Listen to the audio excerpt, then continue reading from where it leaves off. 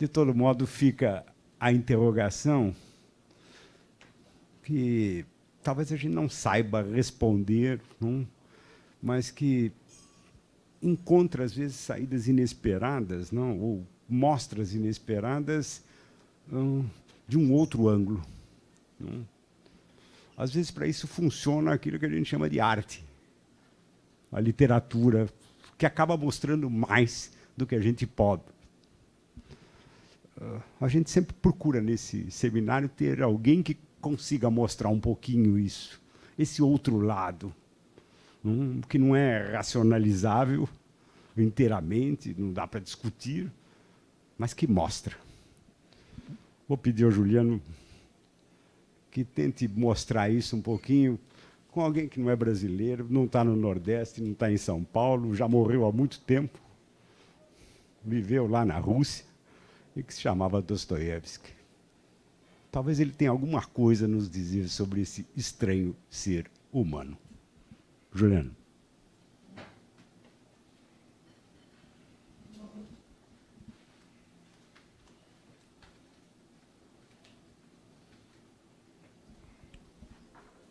Bom, primeiro, agradecer ao professor pela minha participação, agora de corpo presente, né? As últimas 3 edições eu participei, mas estava na Alemanha, então, e o professor Tércio fez a gentileza e me deu a honra de ler o texto que eu enviei, né? E com a maestria que o professor tem, porque além de ser genial no conteúdo, né, e na construção, nas perspectivas, nos insights, ele também é um grande orador, né? E então ele deu muito melhor do que eu poderia fazer, o encadeamento perfeito, né? Preciso, o tom adequado para cada parágrafo. Dessa vez eu também escrevi o texto, eu vou ler o texto, talvez não com a mesma habilidade do professor Tércio, mas eu vou tentar, então, aqui tornar interessante a leitura, né? Então, o título do texto é O com X, Cândalo e a Pedra de Tropeço. Quando Fietukovitch, o célebre advogado de São Petersburgo, desembarcou em uma cidadela russa para defender Dmitry Karamazov daquilo que, de uma tragédia familiar local, já se tornara um escândalo de proporção nacional, não deu ouvidos ao comentário da rua. Isso, logo que ele desembarca, aparece esse comentário. Isso me chamou a atenção. O comentário é: cuidado com as palavras perigosas das vendeiras de Moscou. E ele segue determinado na sua estratégia desenhada para derrubar a pretensão científica da teoria sobre o perfil passional e violento do parricida, que já ganhava corpo na imprensa. E o parricídio é a palavra perigosa que ele vai enfrentar. E, apesar do brilhantismo da sua defesa, o desfecho do julgamento de Dmitry já é anunciado por Dostoiévski no título do livro 12 da sua obra-prima. O título é Um Erro Judiciário. E, com uma análise fria da ausência de evidências e da suspeição das testemunhas, o Fietukovitch destruiu um a um os argumentos do promotor sobre o temperamento boêmio e violento do réu e seus confrontos com seu pai, um pai repugnante, desonesto, na disputa pelo amor de Grushenka. Então, o perfil psicológico idealizado do parricida não resistiu àquela percrição científica da evidência feita pelo Fietukovitch. O tribunal do júri, porém, formado por mujiques e servidores provincianos, assiste então a um espetáculo de completo desvario. Ivan Karamazov, o irmão racional e nihilista, o autor da fábula O Grande Inquisidor,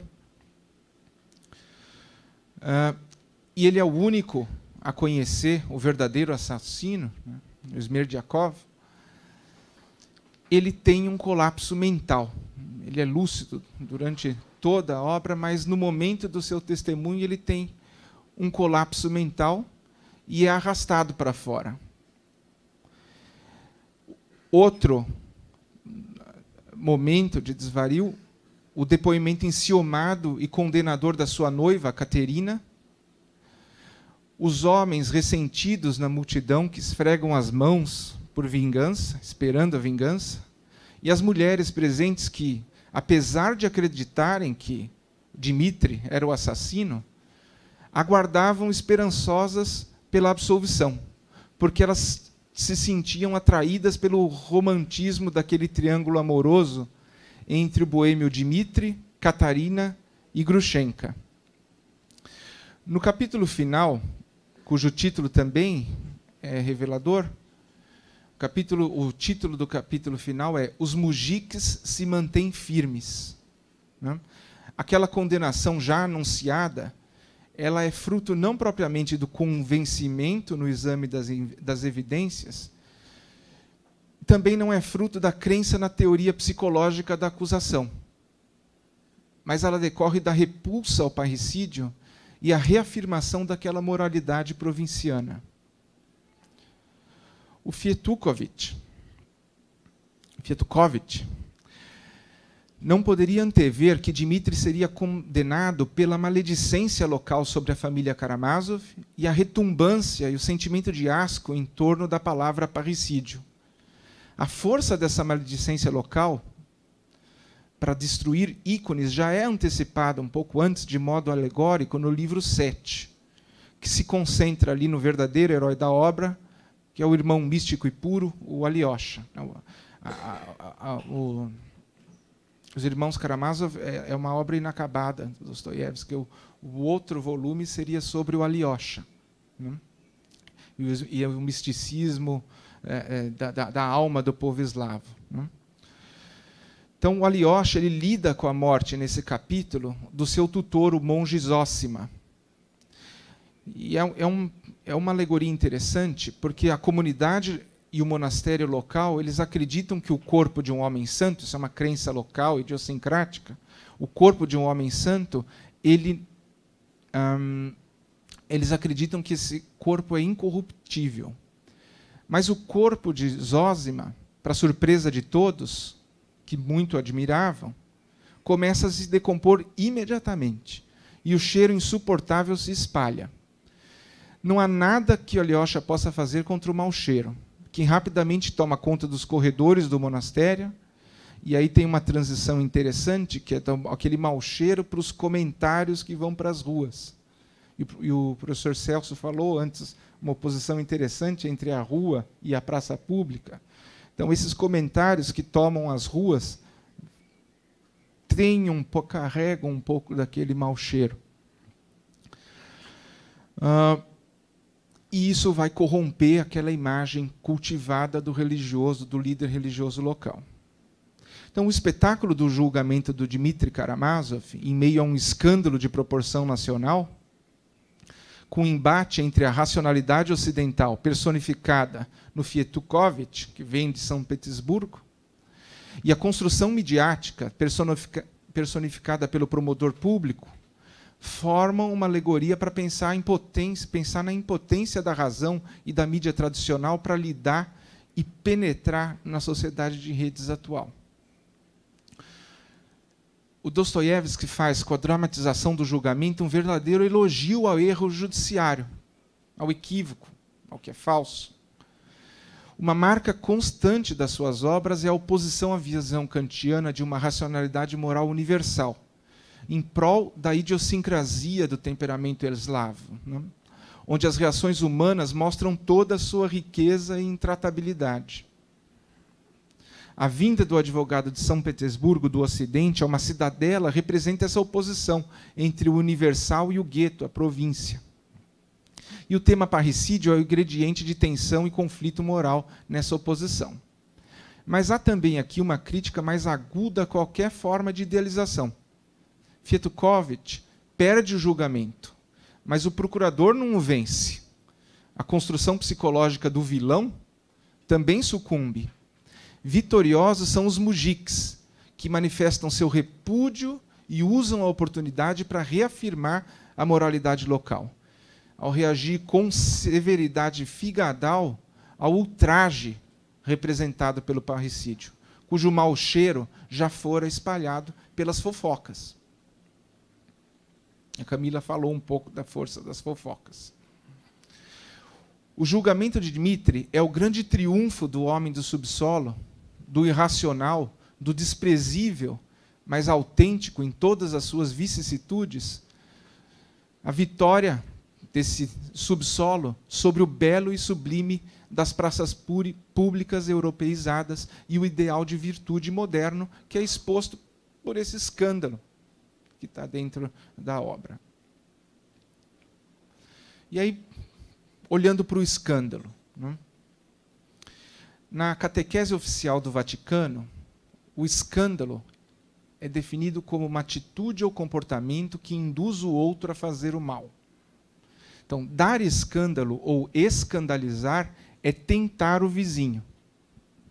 E esse conceito provém do termo mikshol, não sei pronunciar exatamente isso, que na Bíblia hebraica, que está na Bíblia hebraica e é citado na Septuaginta em grego como skandalon, e significa pedra de tropeço, ou fazer alguém tropeçar. Esse pecado, ele é particularmente grave quando explora uma fraqueza ou vulnerabilidade do escandalizado, ou uma relação de poder, como aquela entre o professor e aluno. E é nessa percepção do pecado que Jesus repreende os escribas e os fariseus ao compará-los a lobos em pele de cordeiro. Tal sentido de ato de persuasão para o mal que o escândalo tem originalmente, ao explorar uma vulnerabilidade e provocar o tropeço, é totalmente diverso do sentido pelo qual o termo é consagrado pela mídia e ganha o vocabulário moderno. O sentido de exposição pública de um ato ou fato vergonhoso contrário à moralidade. Mas o escândalo também não se identifica com o fato. Ou seja, um fato em si, ele não é escandaloso. E como eu li um livro muito interessante do Johannes Erhardt, né? Um livro que chama The Power of Scandal, em que ele faz uma análise semiótica da narrativa do escândalo na mídia, né? Ele chama a atenção para que o fato não é assim escandaloso, né? Mas ele também faz uma crítica à teoria prevalecente sociológica do escândalo, em que ele chama a atenção para o fato de que o escândalo também não se localiza na audiência, como a teoria sociológica imputa. Ou seja, ele não se localiza na reação social ou psicológica concreta ao evento escandaloso. Então ele faz, a partir daí, uma distinção muito interessante, eu quero aproveitar, entre o escândalo e o ultraje. O ultraje corresponde àquele trauma psicológico, ou indignação, repulsa ou raiva psíquica, ou social, individual ou social, a uma ofensa moral. Já o escândalo, segundo Erhardt, não tem esse efeito na psique humana, que seria possível, ele nota, apenas na comunicação direta entre os interlocutores. O sentimento de ultraje está nessa relação direta entre os interlocutores. E o escândalo ele tem que ser entendido somente dentro da mediatização. É apenas com a introdução de um mediador que vai teatralizar o fato ao auditório universal que surge o escândalo, tal como nós conhecemos na mídia. E essa construção narrativa depende de 3 elementos. Não? Primeiro, o fato. Isso é inegável, ele tem que estar presente. Que é um relato fidedigno. Esse relato fidedigno de um fato é indispensável. Então, portanto, na base do escândalo midiático, tem sempre um elemento de verdade objetiva. Segundo, a construção de um tipo ideal moral, também objetivado, mas valorativo, que vai ser ofendido pelo ato. E o terceiro elemento é o sancionamento pela opinião pública, que também é uma abstração. É a projeção de um leitor imaginário. Eu usei essa expressão porque o Eugênio usou essa expressão ontem. En passant, você falou da opinião pública como um leitor imaginário, e eu aproveitei disso. E o leitor imaginário, ele é reflexo dessa ideia de universalização, de um auditório universal. É o leitor, a opinião pública, no singular. O escândalo sexual do Bill Clinton ilustra esse elemento de idealização do comportamento. O fato, a traição, podia ser encarado como uma questão privada de autodeterminação sexual. Qual o problema? Porém, ele quebra com a idealização do casal. O casal exemplar, que se suporta mutuamente na política. Esse ideal, ele se quebra no momento da traição do Clinton.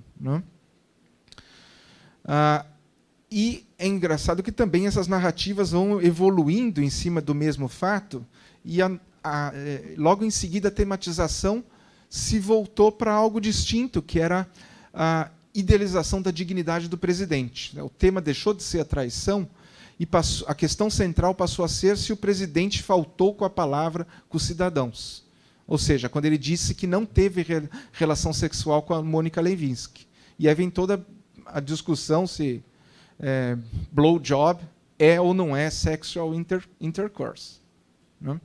Isso em cima só faz sentido dentro dessa narrativa teatralizada da dignidade do presidente. Bom, e é nessa narrativa que o Erhardt aponta uma tecnologia de produção midiática de micro ou macro escândalos que se sucedem e tem, por fim, modificar uma persona na esfera pública ou modificar uma instituição na esfera pública ao minar a sua credibilidade. Mas isso tudo dentro do ambiente e do discurso midiático. Então, é nesse aspecto que o escândalo se revela decisivo na relação entre mídia e poder, que tem um sentido de controle da produção de informação. Então, o poder, nesse sentido de controle da produção da informação, ele é afetado por essa manipulação ou essa forma de construção do escândalo, que pode minar interlocutores no debate público. Então, agora, o importante é que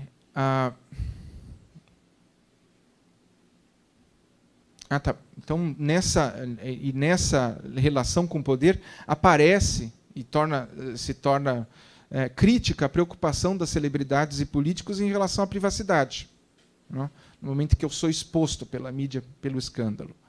E é interessante que é no século XIX que surge a ideia daquele right to be let alone, ou seja, um direito à não exposição da vida privada na esfera pública.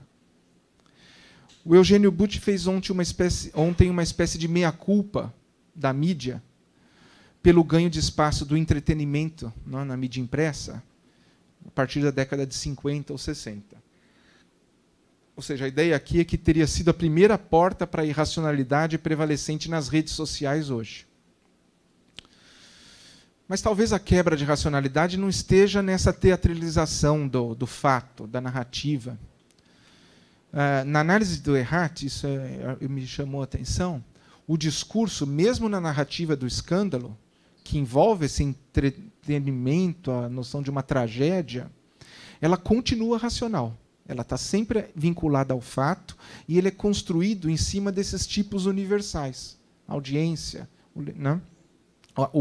o público, a opinião pública. E apesar do entretenimento midiático poder ter estimulado apetites, podemos até aceitar isso, não se trata de uma transformação gradual, contínua, mas há uma ruptura quando muda o modelo de comunicação.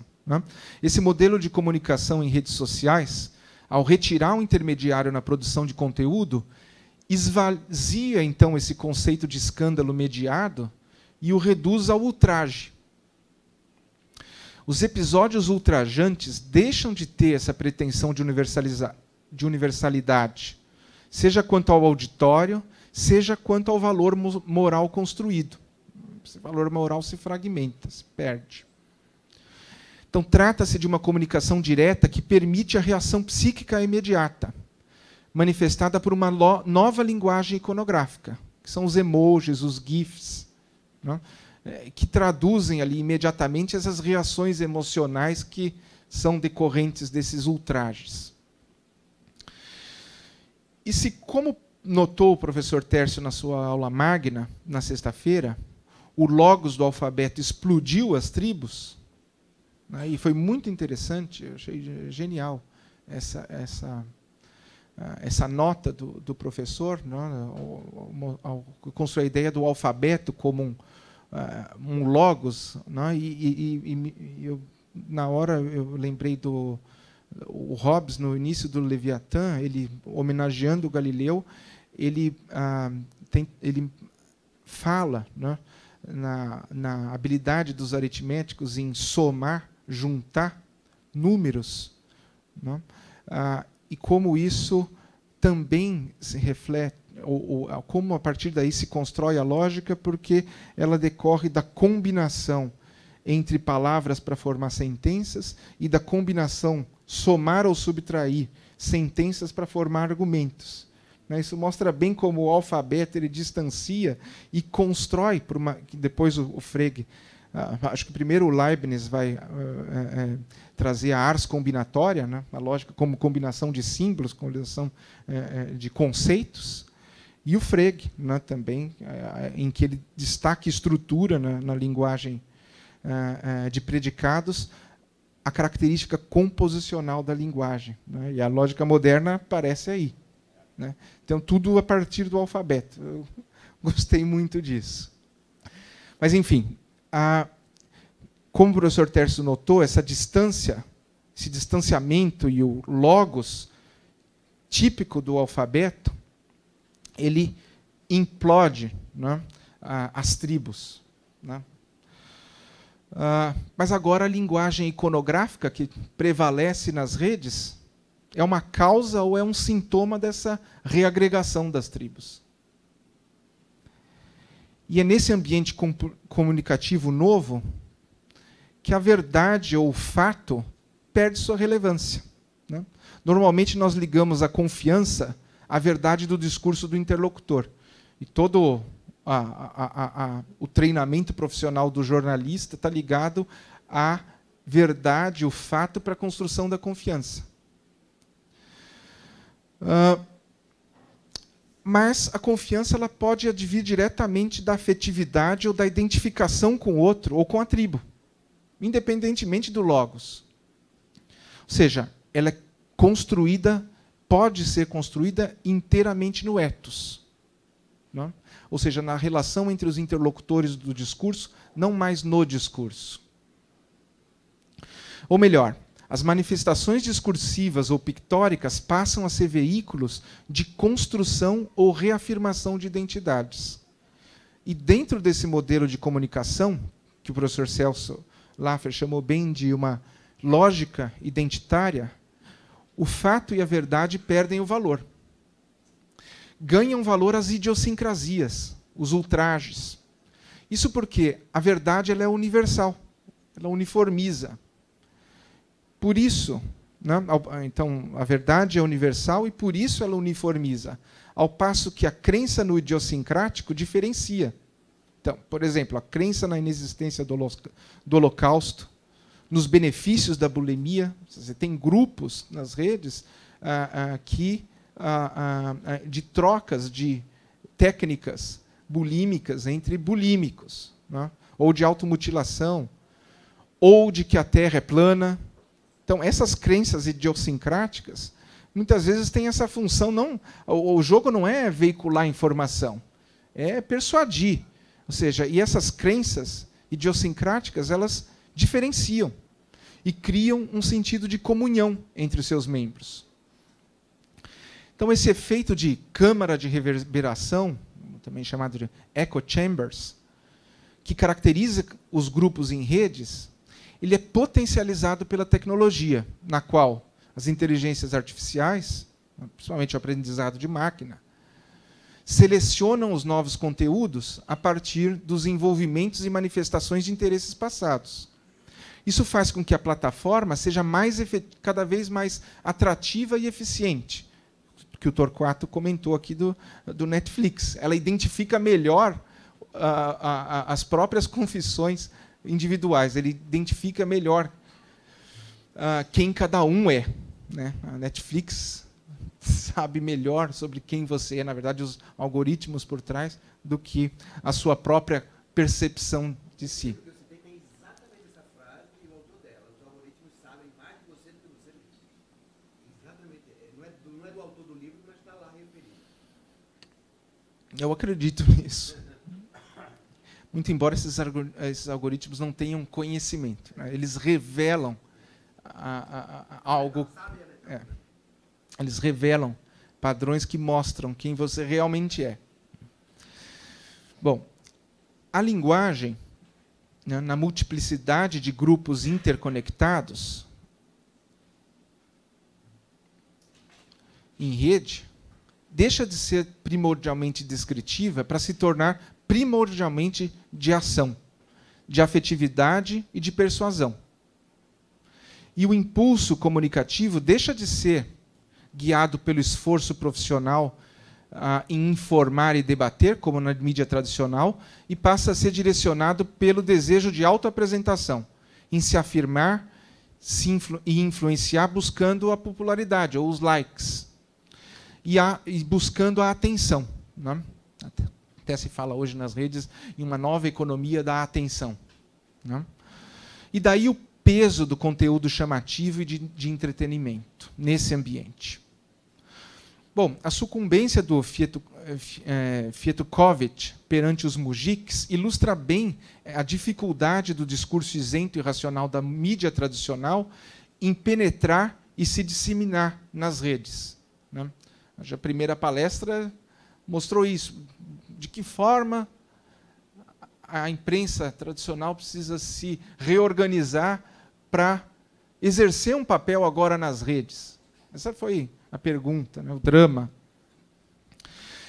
A sátira do Dostoiévski ajuda a compreender o sentimento de consternação do chamado quarto poder diante do desvario das maledicências e o desapego à verdade, bem como a sua impotência, mostra bem a impotência diante do avanço das plataformas, né? Foi o que o Eugênio colocou. Eles são uns 5, eles estão chegando aos trilhões, né? Como é que eu reajo a isso? Eu preciso de proteção, né? O Eugênio manifestou isso de um modo muito significativo com seu apelo aqui no seminário para a necessidade de proteção da mídia tradicional, não em nome da indústria ou da classe jornalística, importante, em nome da democracia. Bom, e para terminar, eu quero chamar a atenção para 2 efeitos dessa nova mídia, né, em relação à democracia. O primeiro é o comprometimento da esfera pública e a relação com a privacidade, né? Na mídia tradicional, a preocupação do indivíduo, como eu disse, estava na exposição ao público da sua vida privada. A tônica hoje é diferente, né? Em que o off the records não mais existe, como o professor Celso chamou a atenção, né? Ele tem a ver agora com o assambarcamento da esfera pública pela vida privada. Tem um artigo interessante do Rafael Capurro, em que ele mostra que, na verdade, hoje não se trata mais da proteção da esfera privada contra a exposição pública, mas da proteção da esfera pública contra a intrusão, né, a intrusiva invasão privada. E, às vezes, você percebe isso nas coisas mais simples. Eu lembro de uma... Eu estava com a Tatiana no Rio de Janeiro, a gente foi num barzinho, e chamou a nossa atenção que tinha um grupo de jovens ali, e eles não interagiam entre si. Eles estavam o tempo inteiro com o celular, mandando mensagens uns para os outros, ou para outros. Em alguns momentos você percebia que havia uma interlocução via o celular, porque um levantava a cabeça e ria um para o outro. Mas foi muito pitoresco aquilo, e a gente também não conversou praticamente, porque a gente ficou observando aquele comportamento. E um certo momento, era um barzinho bacana, gostoso, com música ao vivo, tocou uma música ali que chamou a atenção deles, eles gostaram. Os que estavam do outro lado da mesa levantaram, todos se juntaram, eles começaram a fazer um vídeo dançando, mas não esperaram a música terminar, terminaram o vídeo, sentaram e passaram a olhar o vídeo. Provavelmente estavam enviando aquele momento selfie de alegria para outros. Né? Então, a autoapresentação, a exposição e o não aproveitamento daquele espaço público. Né?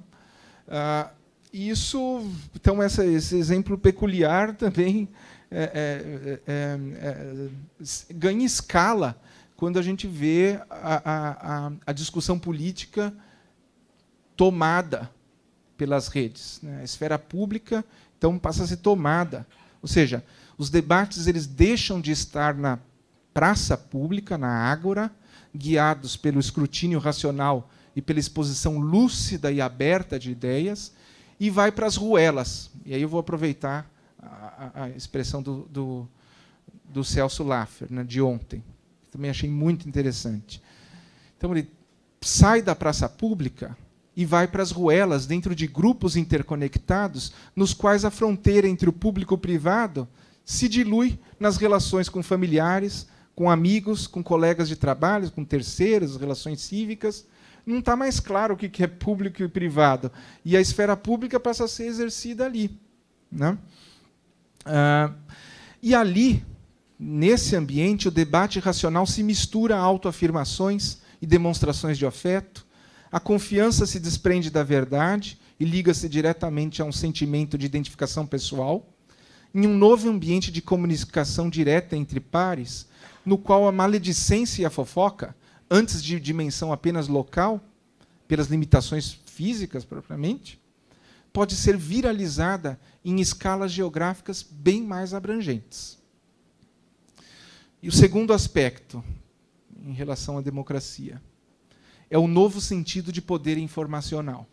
Não? Ou seja, ele deixa de significar controle da produção de conteúdo, típica das sociedades de organizações, e passa, onde a intermediação é a nota, e passa a decorrer da captura ou leitura das identidades apresentadas nas redes por meio da coleta de dados pessoais. Essa leitura em escala, possibilitada pelas inteligências artificiais, de um lado, permite a identificação de vulnerabilidades e, de outro, o direcionamento eficiente de conteúdos persuasivos. O poder está nessa capacidade de persuasão das plataformas, ou melhor, por meio das plataformas, o que pode ser usado para o bem e para o mal. Não nego isso. Essa tecnologia, como toda tecnologia, é dual. Ela pode ser bem usada, com benefícios, mas ela pode ser mal usada. E aí o perigo e a preocupação. Né? E nesse mau uso é que reside o risco para a democracia, né? No mau uso desse poder. Né? E aqui, uma nota interessante, esse mau uso do poder, nele, volta a ser bem apanhado o sentido original da palavra escândalo como pedra de tropeço. Né? A plataforma, por quê? Porque a plataforma e os algoritmos, eles permitem visualizar, entre aqueles que caminham, quais são os mais vulneráveis, e a colocar pedras nos lugares precisos para provocar o tropeço. Né? Como se a inteligência artificial pudesse olhar entre aqueles que caminham, né? Aqueles que caminham pelo perfil, pela construção dos perfis, principalmente no momento de eleições, aqueles que caminham de forma resoluta, determinada, já têm a sua escolha definida, e aqueles que caminham olhando e procurando. Né? A tecnologia é capaz de ver isso e capaz de entender aonde exatamente a pedra tem que ser colocada para provocar o tropeço. Né? E, por ironia, a força pitoresca e provinciana das vendeiras de Moscou, na sátira do Dostoiévski, e foi pela mão dos próprios russos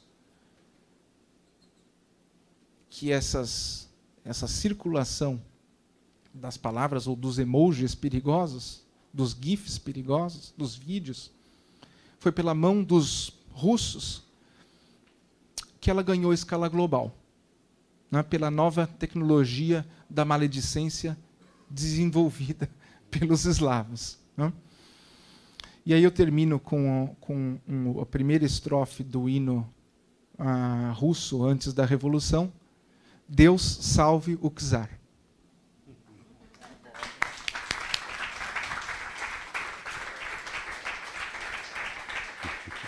Muito bom.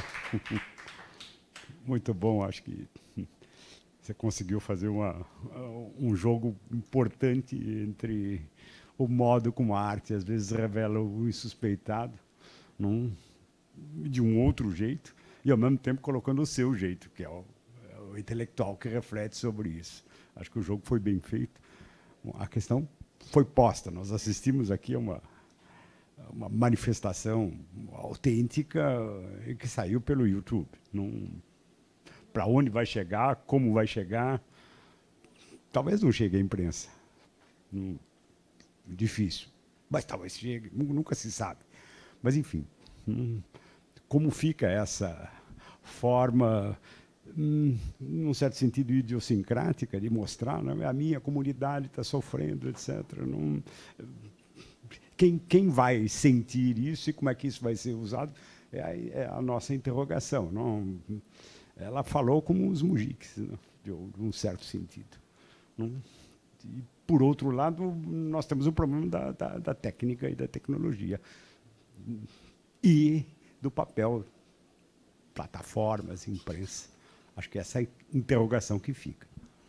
Eugênio.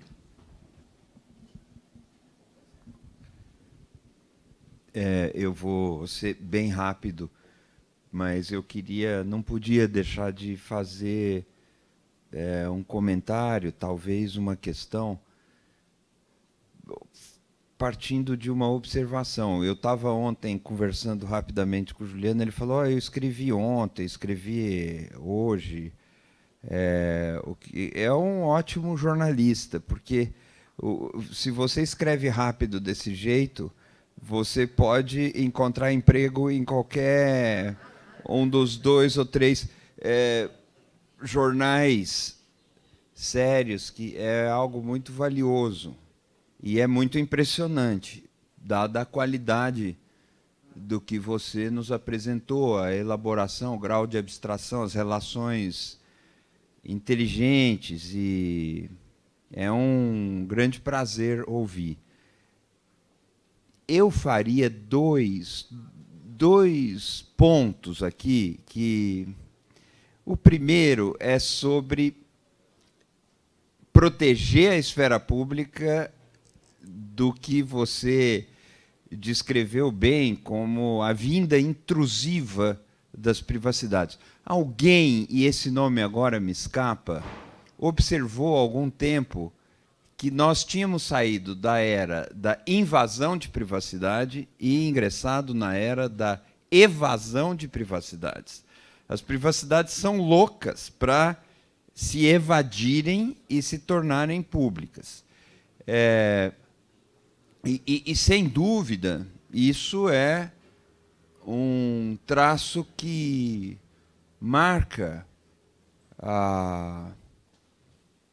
o nosso tempo, mas eu não vou me demorar, porque eu gostaria de fazer também uma outra observação, trazendo talvez uma colaboração para esse seu belo ensaio.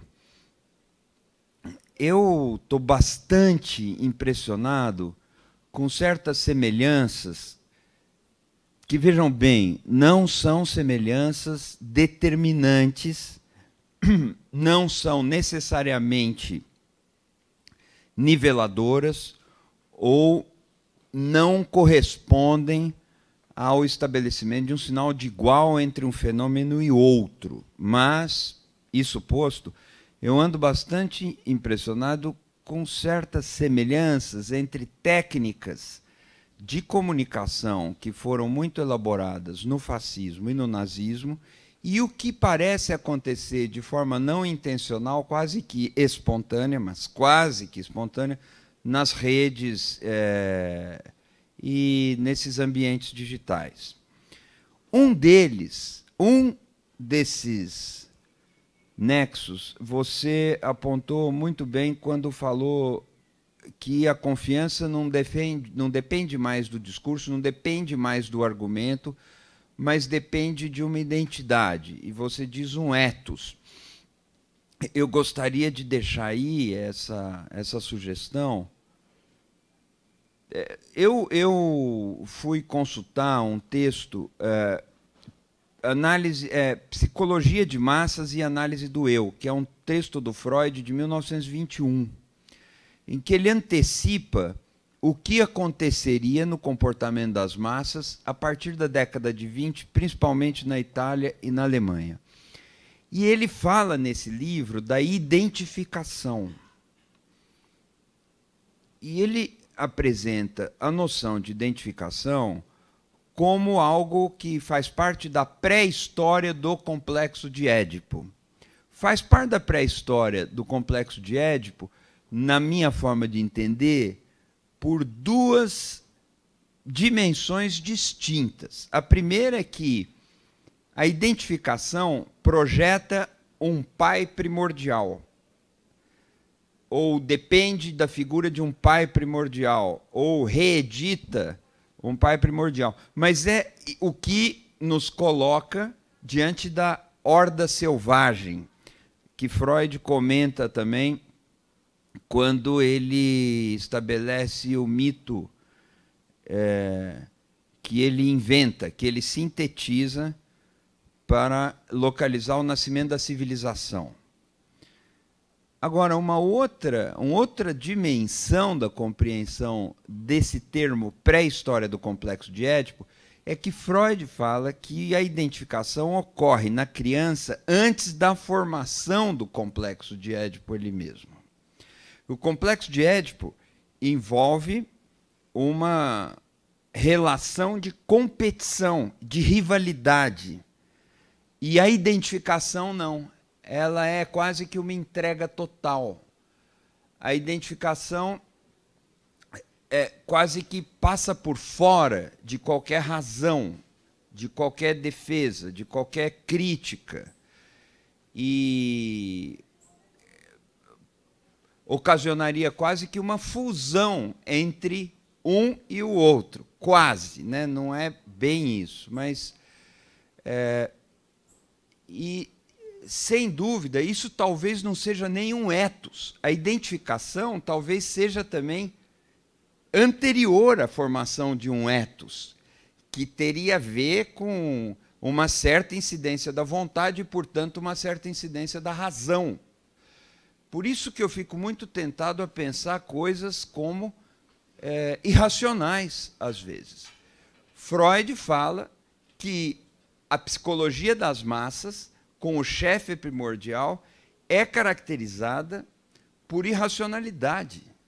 E por irracionalidade, uma entrega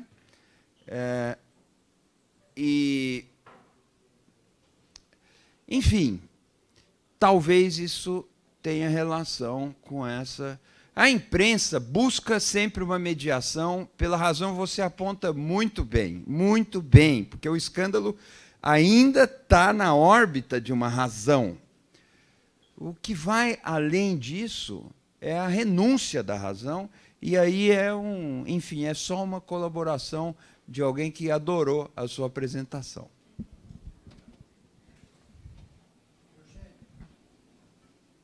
Posso pegar uma carona? Oh, claro. Juliano, parabéns, inteligente, brilhante.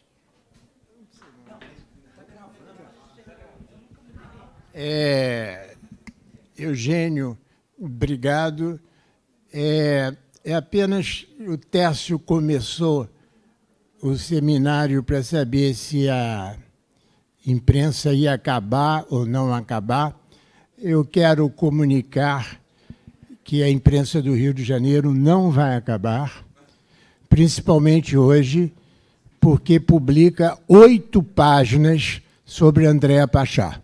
Então, era isso. Técio, obrigado a vocês. Não vai acabar, não vai acabar. 8 páginas sobre Andréa. Quero saber.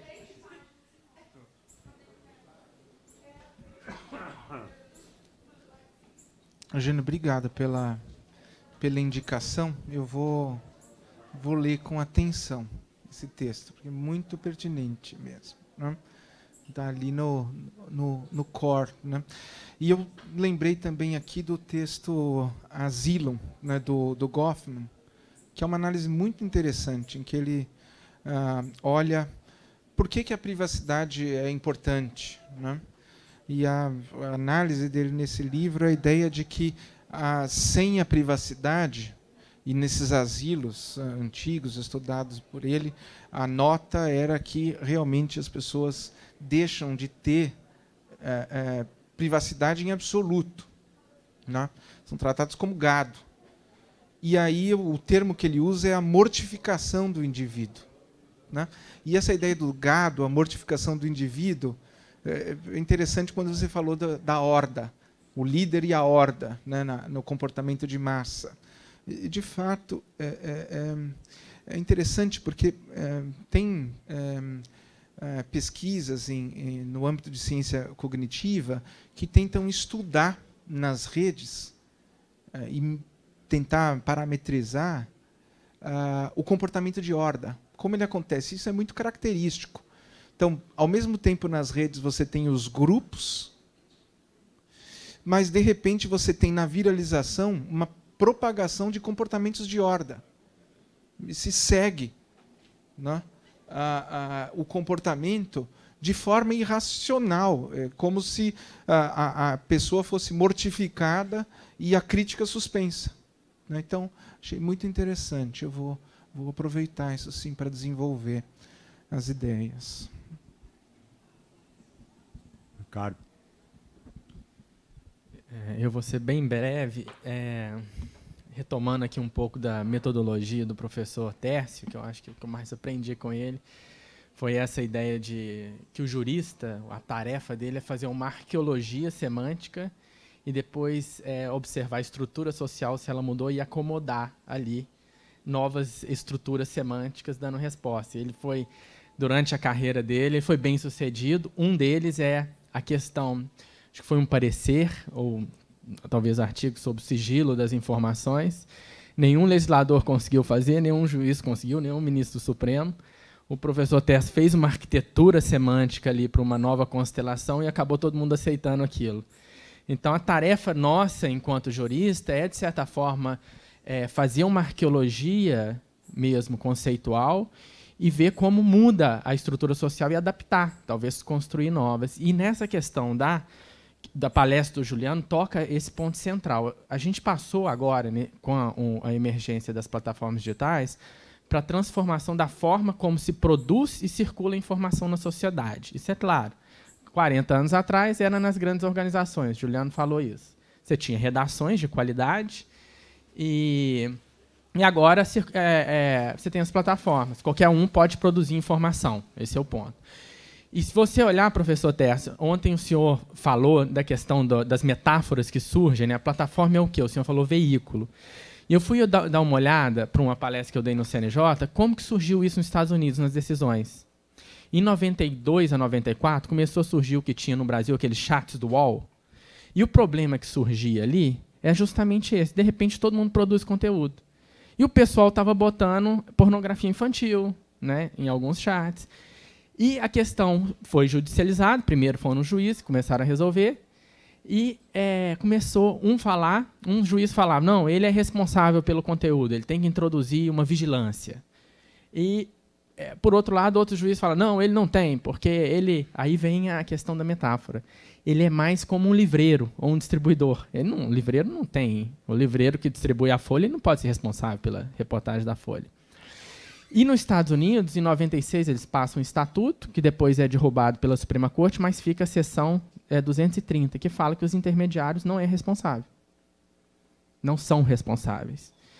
E ali surgiu, e eles falam que são 30 palavrinhas, a partir dali surgiu, criou-se uma nova responsabilidade que não existia, que é uma imunização. Eles não têm responsabilidade alguma. Em 98, tem um estatuto que o pessoal que produz, tem direitos autorais, fala, não, isso não pode ser para mim. Eles vão colocar na internet todo o meu produto, sem ter remuneração pelo direito autoral. Aí eles introduzem um sistema de notice and takedown. E isso fica separado para o direito autoral. Para a comunicação da informação, não tem responsabilidade. A Europa adota isso numa diretiva de 2001, mas o problema é que a gente entra em crise. A Primavera Árabe foi toda comunicada através do Facebook e depois as eleições do Trump. E o mais engraçado, uma pena que o Joaquim Falcão saiu daqui, porque o projeto do Marco Civil, que o ministro Toffoli marcou para o dia 5 de dezembro, o artigo 19, ele é promulgado em 2014 e, apesar da crise que estava se passando, ele praticamente copiou e só colocou lá uma decisão judicial derruba. Nos Estados Unidos também, uma decisão judicial derruba, só que não tinha escrito. Então, a gente reproduziu, sem analisar nada, o que estava acontecendo na crise. Sendo que na Alemanha, em 2011, 2012, o equivalente ao STJ já tinha jogado o sistema do notice and takedown para dentro também do conteúdo. Não vai esperar uma decisão judicial. Colocar o juiz para decidir nisso é como obrigar o cachorro a correr atrás do rabo. Nessa dinâmica, entendeu? E depois, em 2018, vem a lei alemã, né, que aí introduz seriamente novas responsabilidades, que o alemão falou, não, essa esfera pública não é a esfera pública que a gente quer. Né? E eles introduziram, eu e o Juliano fizemos um projeto de lei para o Brasil, baseado um pouco na lei alemã, mas tirando a questão, pelo menos introduzindo uma responsabilização por transparência, combater desinformação através de informação, e isso só pode ser feito pelos intermediários. Não tem como, 10% da mídia, como você vai obrigar alguém a ler a Folha de São Paulo? Então, existe o que o Juliano falou, a gente pode reconstruir também dentro como o direito tem lidado com os conceitos. Surgiu uma nova responsabilidade por imunidade, ela entrou em crise, o Brasil não refletiu essa crise, e agora a gente está tentando lidar melhor com esses novos intermediários, porque é ali que circula tudo. E será que eles não têm nenhuma responsabilidade? Porque existe um interesse público, sim, de que a esfera pública tenha, pelo menos, não tanta falsidade, em escala industrial, por exemplo. Então, eu venho de Minas Gerais e lá a gente cresce desde cedo com uns pequenos ditados que moldam a nossa forma de ver, e a gente tem um ditado muito simples que fala que a gente tem que manter um olho no peixe e o outro no gato. Eu acho que nessa questão aqui, hoje, dos intermediários, e principalmente na questão jurídica, a gente olhou só para o peixe e esqueceu do gato, e o gato está comendo peixe.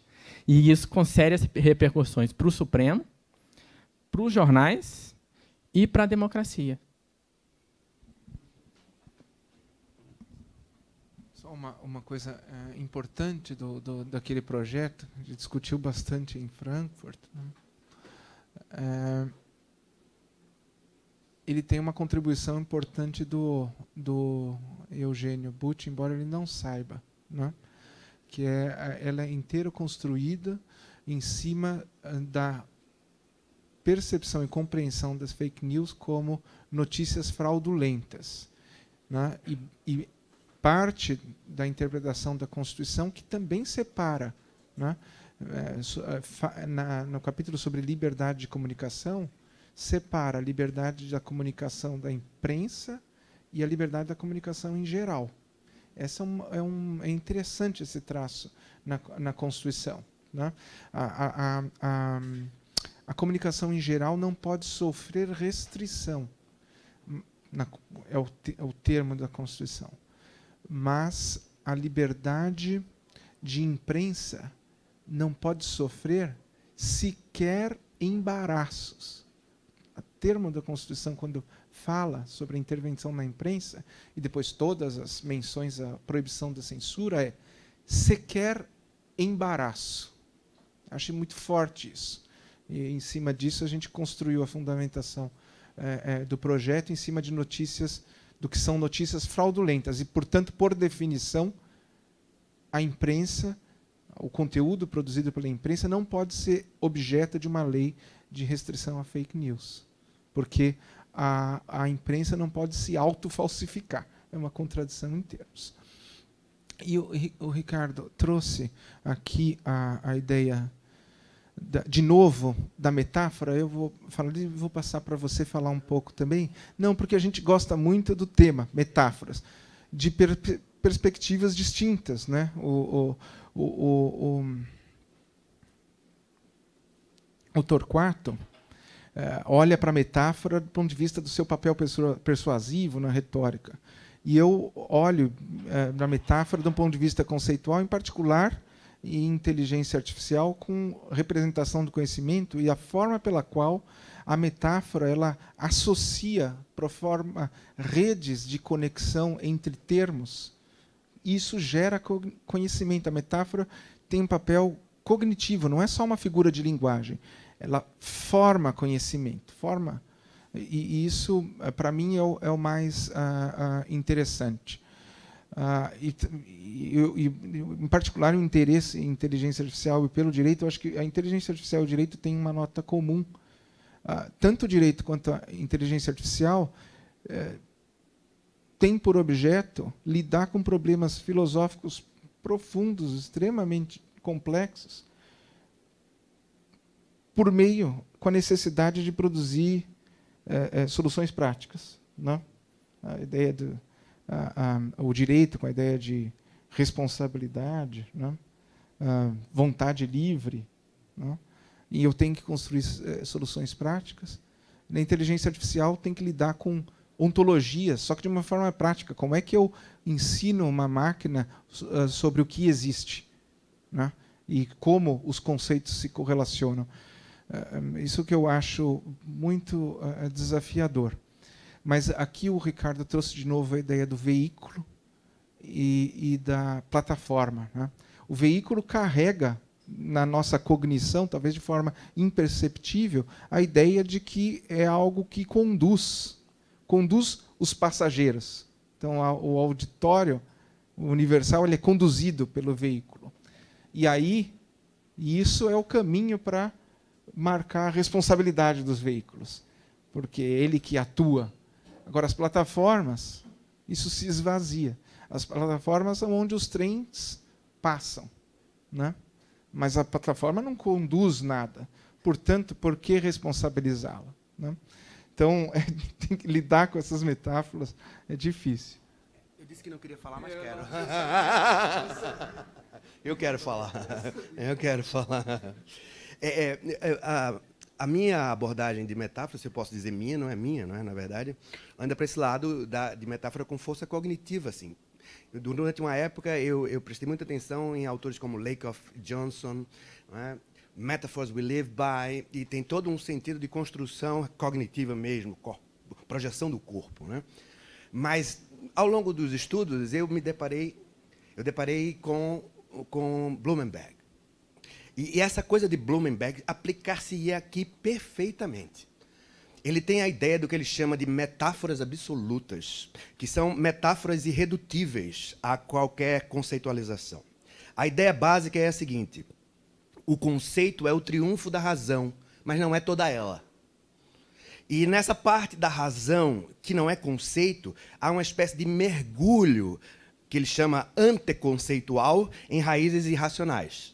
Essa coisa não é irracional, mas ela emerge da irracionalidade e se projeta até dentro do conceito. Ou seja, o conceito também não está largado, ele brota dessa circunstância total do fundo, né? E a coisa da metáfora absoluta, o que ele chama de metáfora absoluta, são metáforas tão amplas que, de certa forma, configuram o próprio espaço em que tudo existe, como mundo, ideias desse tipo, sistema jurídico, ordenamento, as coisas grandes, onde tudo acontece dentro. E é exatamente isso que veículo e plataforma estão fazendo, criando as metáforas absolutas. E a gente tem que estar de olho nisso que elas estão mostrando e fazer um trabalho de, vamos dizer, crítica. Estar atento a isso. Essas coisas são o que há e não aspecto secundário. Se não vir isso, não viu nada.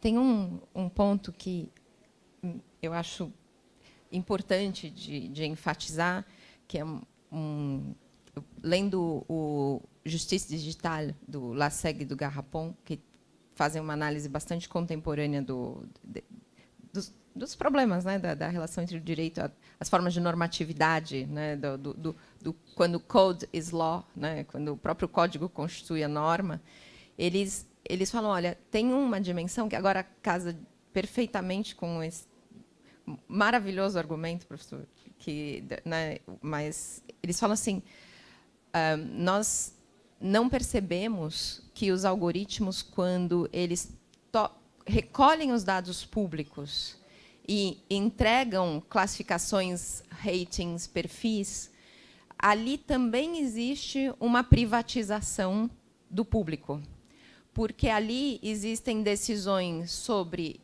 métodos estatísticos, por exemplo, que poderiam ser diferentes. Existe uma epistemologia e toda uma construção dos programadores quando decidem o que da realidade recolher, como processar, o que buscar como resultado. Né? Se nós formos pensar quem são bons alunos, vamos supor, a gente fazer um levantamento de bons alunos para uma universidade. O critério é a nota pretérita, mas não poderia ter um aspecto artístico, não poderia ter um aspecto criativo, projetos de pesquisa, inteligência emocional. Eles têm a quantidade de opções é tão grande na apreciação da realidade, né, disso que se quer chamar de realidade, que há uma privatização do dado que parece coletivo público. Eu acho que o que a inteligência artificial revela hoje, que talvez seja o que sempre foi, é que não existe um coletivo que não passe por alguma elaboração particular na hora de ser construída ou proposta. Mas aí tem uma privatização muito delicada, a gente esquece dela. Nesse sentido, é muito difícil dizer que o algoritmo sabe a nossa verdade mais que nós, porque é a verdade de quem formulou a maneira de apreensão do algoritmo. Né? Eu fui procurar um texto do Céline, eu estava estudando questão da liberdade de expressão e fui procurar os textos mais odiosos do Céline, achando que eles estariam na internet. O que eu encontrei foi um site, um baita vírus para o meu Macintosh. E aí eu percebi que eu recebi um tratamento, quer dizer, alguém alguém identificaria a minha busca como uma busca talvez de um conteúdo nocivo, e eu estava procurando para estudar. Né? Não é o que eu busco na internet não é a minha verdade, é isso que eu quero dizer. Né? E, nesse sentido, não dá para dizer que os algoritmos saberão nossa verdade. Tem essa privatização da perspectiva. O que eu acho interessante nessa obra que você citou é de fato, os algoritmos não sabem a nossa verdade porque simplesmente os algoritmos não sabem. Os algoritmos de machine learning eles não incluem uma representação de conhecimento, eles correlacionam eventos. Né? Então, eles olham para as decisões judiciais como eventos, né? Correlacionando um conjunto ali de decisões, ou talvez outras variáveis sobre o juiz, vara, etc. Mas não entram, obviamente, nos argumentos dos casos. É uma predição empírica. E o que é interessante nesse livro, eles mostram como essa predição empírica, inclusive já foi discutido no Supremo, né, a importância da jurimetria, se deve ser considerada a jurimetria ou não, porque isso traz uma racionalidade completamente distinta. A predição jurídica, como os juristas conhecem a predição num conhecimento normativo, é uma predição normativa. Eu faço a predição das chances de sucesso de um caso com base na justificação normativa ou nos argumentos que estão presentes, não por correlação de eventos, né? Isso é um aspecto interessante. Não tem conhecimento na predição empírica, né? Ela é uma correlação. Pode ser. É que eu vi você fez assim, então era para descansar o braço só. Tá bom. André. Professor Juliano, obrigado pela exposição, foi excelente de escutar.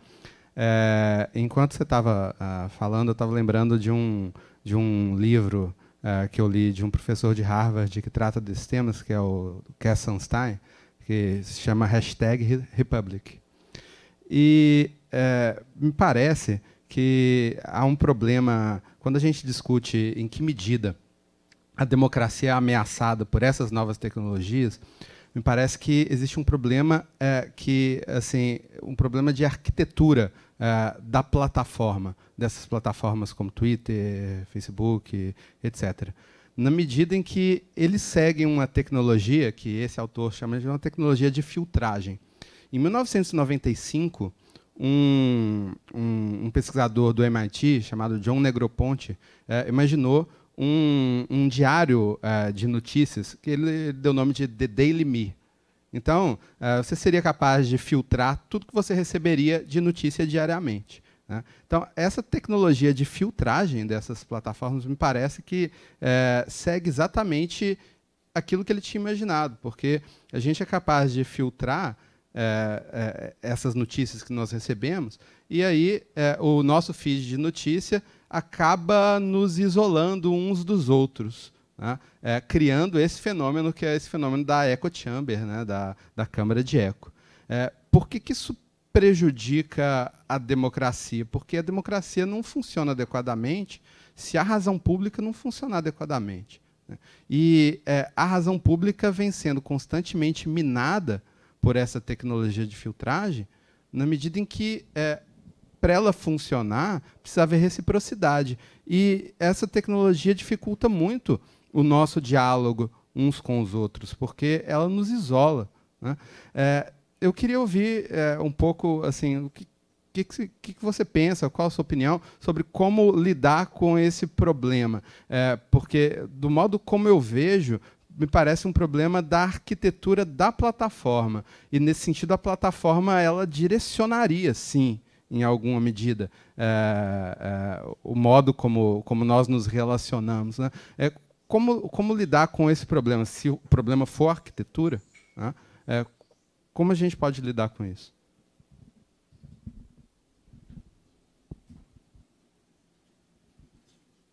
Bom, uma coisa é como lidar com a arquitetura. É difícil você pretender mudar a arquitetura, porque a arquitetura ela está aí, é uma realidade. A questão é como é que a gente lida com essa nova mídia, né?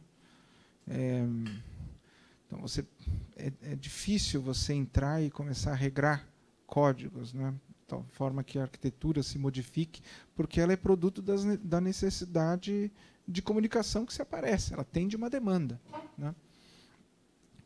Então, acho que o jogo, também o que é importante perceber que, por outro lado, a tecnologia é dual, como eu disse. Não está aí só para o mal, ela também está para o bem, né? E, por exemplo, você pode usar inteligência artificial para detectar, filtrar conteúdo, que seja monitorar, né? Monitorar o comportamento que se manifesta nas redes, que é desinformativo, né?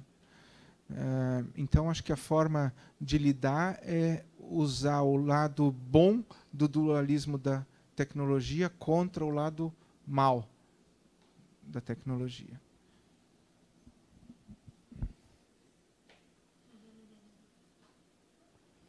Bom,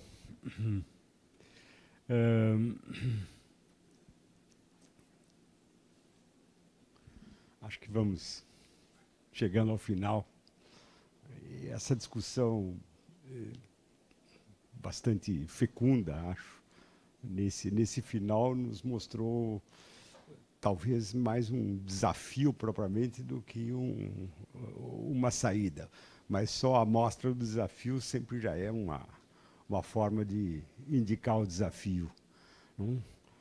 Acho que um tema que sobrou, afinal, nessa discussão proporcionada pela apresentação do Juliano e repicada um pouco pelo comentário do Eugênio, enfim,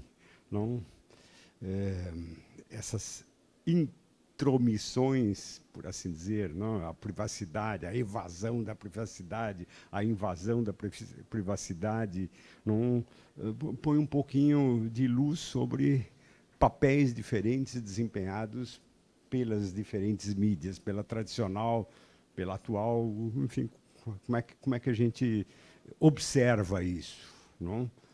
E também as interrogações de como é que cada uma delas está lidando com isso, a seu modo.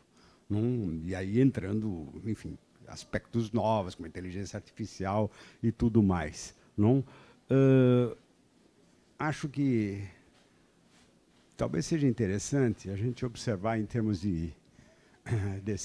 desse jogo, coisas que aconteceram numa tradição que tem 200 anos, pelo menos, vem da Revolução Francesa, que mostra um pouquinho como é que se lida com essas identidades, por assim dizer. Um dado curioso, e isso está na Constituição brasileira até hoje, quando define a República, mas na proclamação da República, e na nossa primeira Constituição, estava dito lá no artigo 1º, a nação brasileira adota como forma de governo sob o regime representativo a República Federativa, proclamada a 15 de novembro de 1889. Bom, se a gente olha para uma norma como essa, uma norma constitucional como essa, a ideia forte, conforme o senso jurídico comum que se formou durante todo o século XIX, entrou pelo século XX inteirinho, sempre foi a investidura do poder, a investidura do poder como base na vontade popular. Isso é alguma coisa que a gente está repetindo o tempo inteiro, e a questão da vontade popular, opinião pública, etc., está presente em toda a nossa discussão. Como é que isso funciona? Pois bem, quando a gente olha para isso, talvez seja interessante a gente perceber que essa concepção, que está entronizada nesse senso comum jurídico, ela sempre se elaborou numa imagem de comunidade como uma identidade própria. A gente pensa nisso, o povo, a nação, e isso espelha um pouquinho, é uma forma de ver, isso espelha um pouquinho uma herança que se espalhou pelo mundo ocidental, enfim, o mundo inteiro, a partir da Revolução Francesa. A gente sabe que na Revolução Francesa, ela acabou presumindo, pela dificuldade de se dizer o que era povo. Eles perceberam isso, os iluministas na época discutiram, os deputados discutiram, Mirabeau discutiu isso, por exemplo. Nós estamos falando de povo, o que é o povo? Bom, povo é populus, latim, é populus. Mas em latim, e os romanos falavam em populus, o povo romano, ou populus, era alguma coisa ligada ao poder. Mas o Mirabeau lembrou, mas em Roma também se falava em plebes. E como é que eu fico? O povo alcança a plebe ou não alcança a plebe? Como é que a gente joga isso para dizer que nós vamos constituir, por assim dizer, não enfim, uma república a partir de agora nessa vontade popular. E daí ele saiu, foi uma saída inteligente, ele falou, olha, nem populus nem plebes, la nation, a nação. Foi uma volta inteligente. Acabou não vingando, não? Enfim, ficaram em dúvida de como colocar isso, e, no fim, na Constituição Francesa, na primeira, saiu o povo mesmo. Não? Mas a ambiguidade ficou. Não? E é interessante a gente perceber como essa ambiguidade ficou em termos de identificação de quem que nós estamos falando, não? No que aconteceu no século XX, não? Nas décadas de 20 e na década de 30. Não? Quando se proclamou, não, a Constituição de 1937, também o nosso artigo 1º, não, chamava o Brasil de república. Não? O Brasil é uma república. O poder político emana do povo e é exercido em nome dele, e no interesse do seu bem-estar, da sua honra, da sua independência e da sua prosperidade. Apesar disso, a própria Constituição não dizia no preâmbulo, não, que ela era decretada pelo presidente nos seguintes termos: o presidente da República dos Estados Unidos do Brasil, não, visa a assegurar à nação a sua unidade, a respeito da sua honra, da sua independência, e ao povo brasileiro, sob um regime de paz política e social, as condições necessárias à sua segurança e ao seu bem-estar e à sua prosperidade. Está aí o jogo, povo e nação. Ou seja, o regime de 37 se chamou republicano. O poder emana do povo. Mas a nação tinha as suas exigências próprias. E um sujeito genial, acho que ele foi genial, como Chico Ciência, não? Mineiro importante na vida brasileira, não? Usou isso com extrema habilidade na produção dos códigos, o Código de Processo Penal, não? Por exemplo, não? Foi incrível como ele jogou com isso. Não? E não, isso em termos de Brasil. Nós sabemos o que aconteceu na década de 30, fora, não? Nazismo, fascismo, etc. Não? O próprio stalinismo, como isso foi jogado o tempo inteiro. Enfim, a gente pode dizer, metáfora ou não metáfora, que essas palavrinhas, às vezes, servem para a gente lidar com os problemas. Não? O povo, vontade de cada um, respeito à privacidade, mas tem o interesse da nação, enfim, exato, não? De todos.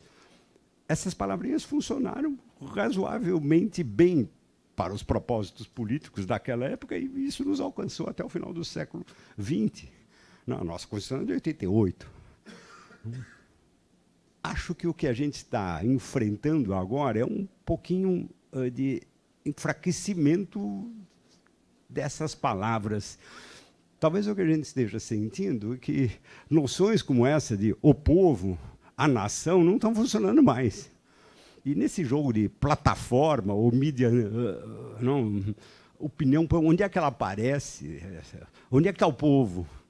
Onde é que está a nação aí dentro? Quando eu falo na mídia tradicional, eu falo na mídia moderna. Na mídia tradicional talvez esteja aqui dentro. Povo, nação. Mas a nova parece que destrói isso. E a gente fica um pouco desarvorado. Que jogo nós estamos fazendo e que jogo no qual a gente está entrando é o desafio, é a interrogação. E eu acho que isso ficou, pelo menos para mim, mas talvez sentindo um pouquinho o olhar de cada um aqui, ficou um pouco como o tema, desafio, que nós vamos ainda ter que enfrentar, e alguns de nós, principalmente os mais jovens, vão conseguir até saber o que aconteceu depois de tudo isso. Acho que essa foi a nossa função aqui, levantar o problema, tentar descobrir caminhos, ainda que eles não sejam descobertos, pelo menos não tentar mostrar aqui e ali alguma senda, talvez possível, de ser perquirida. Muito obrigado a todos.